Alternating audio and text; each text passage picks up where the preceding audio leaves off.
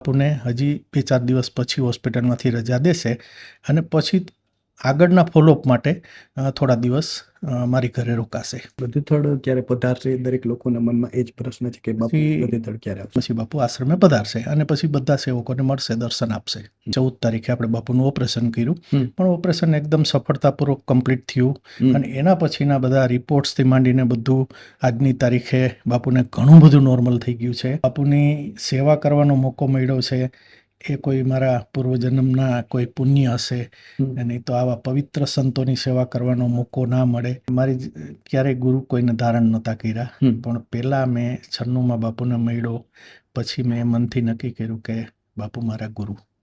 આમ તો આપણી સંસ્કૃતિ ગરવા ગિરનાર, સરીખી, અડીખમ અને અવિચળ છે, અને એમાં એવા સંતોના બેસણા છે કે જ્યાં આજે પણ લોકો છે તે ભાવથી માથું નમાવતા હોય છે. અને એમાં પૂજ્ય લાલબાપુના સાનિધ્યમાં આપણે છીએ.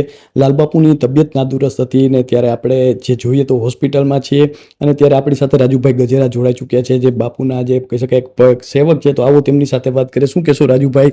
આપ સતત બાપુ સાથે જોવા મળતા હોવ છો અને અત્યારે પણ આપ સતત એમનું ધ્યાન રાખી રહ્યા છો. અમે વાત કરી રહ્યા હતા ત્યારે પણ આપ સતત બાપુ પાસે જતા. તો બાપુ વિશે થોડું જણાવો કે તેમને ક્યારે અહીં લાવવામાં આવ્યા અને તેમના વિશે થોડી માહિતી આપો. જી, મને આશ્રમેથી ફોન આવ્યો અને જાણ થઈ કે બાપુને થોડુંક પેશાબના ભાગે બ્લીડિંગ થાય છે. એટલે પછી ત્યાં લોકલ એક 4-5 કલાક અમે સારવાર લીધી ઉપલેટા, અને પછી અહીં આ હોસ્પિટલમાં જ્યારે આવ્યા છે ને, એ ડૉક્ટર અપૂર્વ વ્યાસ સાહેબની હોસ્પિટલ છે. એટલે એમની જોડે ચર્ચા કરી અને ટેલિફોનથી સંવાદ કરી કે બાપુને કીધું કે બાપુ હવે તો પછી આપણે અમદાવાદ આવી જાય. એટલે એ દરમિયાનમાં એ રસ્તામાં બાપુને ખૂબ બ્લીડિંગ ને એવી બધી તકલીફ હતી જ, અને એના હિસાબે થોડું કિડની ઉપર એ થોડી અસર થઈ હતી. પણ અહીંયા આવીને આપણે બાપુનો બધા રિપોર્ટ ને બધું કરાવી અને બીજા સારા ડૉક્ટર છે, એક આપણે યુરોલોજીસ્ટ ડૉક્ટર અમિત ત્રિવેદી, એની જોડે કન્સલ્ટ કરી અને ફાઇન્ડિંગ કર્યું કે બાપુને પ્રોસ્ટેટમાં તકલીફ છે. તો એમના માટે પછી આપણે અહીંયા ઓપરેશનનું આ જ હોસ્પિટલમાં નક્કી કર્યું અને 14 તારીખે આપણે બાપુનું ઓપરેશન કર્યું.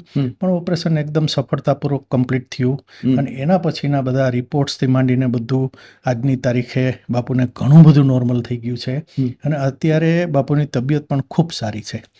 હવે બાપુના આ સ્ટીચીસ ને એવું બધું તોડી અને પછી બાપુને હજી 2-4 દિવસ પછી હોસ્પિટલમાંથી રજા દેશે અને પછી આગળના ફોલોઅપ માટે થોડા દિવસ મારી ઘરે રોકાશે. ઓકે, બાપુ ગધેથડ ક્યારે પધારશે? દરેક લોકોના મનમાં એ જ પ્રશ્ન છે કે બાપુ ગધેથડ ક્યારે આવશે? બાપુને આપણે ડૉક્ટરની સલાહ લઈ કે ભાઈ હવે બાપુનું ફોલોઅપ પૂરું થઈ ગયું છે, અને એના પછી બાપુને વિનંતી કરશું કે ભાઈ બાપુ હવે આપણે અહીંનું હોસ્પિટલનું કામ ફોલોઅપ પૂરું થઈ ગયું છે, પછી બાપુ આશ્રમે પધારશે અને પછી બધા સેવકોને મળશે, દર્શન આપશે.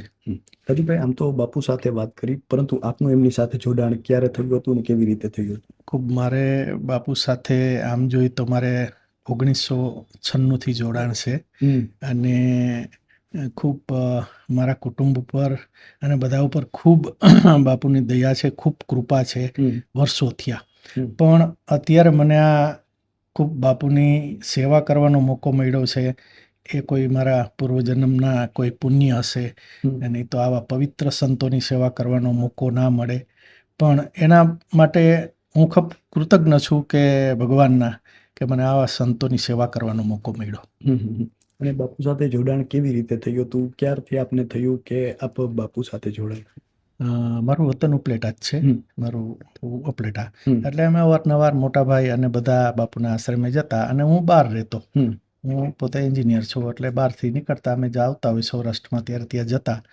પણ આમ ઉત્તરોત્તર બાપુ પ્રત્યેનો એકદમ આમ અંતરથી લગાવ ખૂબ વધવા માંડ્યો. અને પછી અમુક સમયે એવું થયું કે મેં મારી ક્યારેય ગુરુ કોઈને ધારણ નહોતા કર્યા, પણ પહેલાં મેં 96માં બાપુને મળ્યો, પછી મેં મનથી નક્કી કર્યું કે બાપુ મારા ગુરુ. એટલે ત્યારથી મને ખૂબ બાપુ પ્રત્યે એકદમ લગાવ થયો. બાપુનું જીવન ચારિત્ર એક ઋષિતુલ્ય પરંપરા આપણે શાસ્ત્રોમાં વાંચી છે કે એના જેવું જીવન છે અત્યારે આ સાંપ્રત સમયની અંદર. તો એવું ઘણું બધું મારે બહાર નીકળવાનું ફરવાનું થતું હોય છે, પણ આવું પવિત્ર જીવન અને આવા પવિત્ર આત્માના મને ક્યાંય દર્શન થયા. એક 96માં મને જ્યારથી બાપુના દર્શન થયા ત્યારથી મનથી મેં બાપુને ગુરુ માની લીધા. હમ હમ હમ એટલે એ મારી પહેલી અનુભૂતિ. હમ. અને હાલમાં બાપુની તબિયત નાદુરસ્ત થઈ ત્યારે આપને ક્યારે ખબર પડી હતી? મને અવારનવાર અમે થોડા કોન્ટેક્ટમાં રહેતા હોય છું. હું અમદાવાદ રહું છું, પણ આશ્રમમાં ત્યાં સેવકોના ફોન હોય એટલે અઠવાડિયામાં 1-2 વાર અમારે રૂટીનલી બાપુના કે આશ્રમને વિશે વાત થતી હોય છે.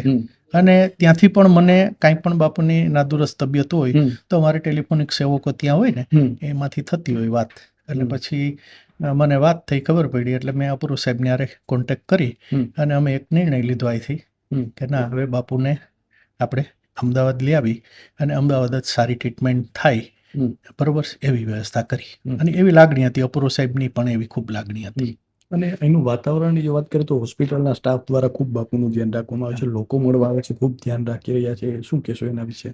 આમ જોઈને તો ખરેખર તો અપૂર્વ સાહેબ પોતે પણ એટલા બાપુના ભક્ત છે અને એની હોસ્પિટલમાં આટલા ઘણા વર્ષથી અમે આવી છીએ નાની મોટી ટ્રીટમેન્ટમાં, એના માટે પણ ખૂબ માયાળુ અને દયાળુ સ્ટાફ છે.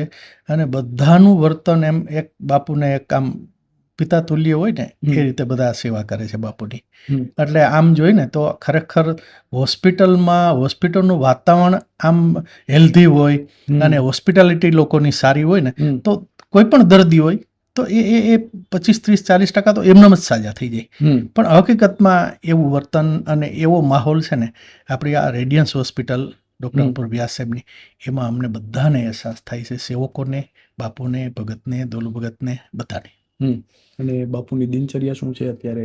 ક્યારે સૂઈ જશે ને અત્યારે બાપુને શું ધ્યાન? બસ જો હવે બાપુનો આરામ કરવાનો સમય થઈ ગયો છે અને રૂટીનલી સવારે બાપુ ઉઠે પછી ડાયાબિટીસ છે વર્ષોથી, એટલે નાનો નાસ્તો કરી પછી રૂટીન બપોરનો ભોજનનો કાર્યક્રમ હોય, સાંજને 9-9:15નો કાર્યક્રમ હોય જમવાનો, પછી 10-10:30 બાપુનો આરામ કરવાનો સમય. ખાસ કરીને અહીંયા હોય ત્યારે, આશ્રમે તો હોય ત્યારે લગભગ 11-11:30 થઈ જતા હોય છે, પણ રૂટીન કાર્યક્રમ બાપુનો આ. તો જે રીતે રાજુભાઈ વાત કરી છે ને, અત્યારે બાપુની તબિયત છે સારી છે, આગામી દિવસોમાં ફોલોઅપ ડૉક્ટરનું લઈને ત્યારબાદ છે રજા આપવામાં આવશે અને બાપુ ત્યારબાદ થોડા દિવસ અમદાવાદ રહેશે અને ત્યાર પછી ગધેથાળ ગાયત્રી આશ્રમ પધારશે. તો હાલ બસ આટલું જ. ફરી મળતા રહીશું વાત ગુજરાતી પર.